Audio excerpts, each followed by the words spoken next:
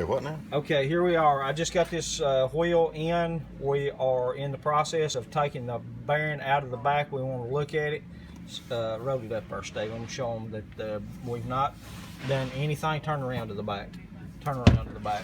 This has come in intact inside the seal. We've not done anything with it. We're fixing to knock it out. We're going to check this bearing. So let's roll it over there, Steve, and let's knock that bearing out.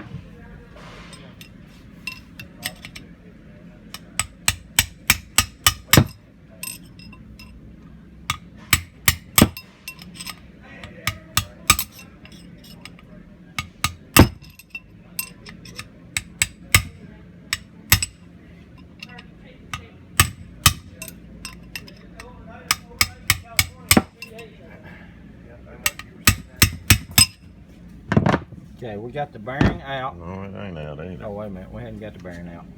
The seal's still in there. Still in the vehicle, or in the wheel.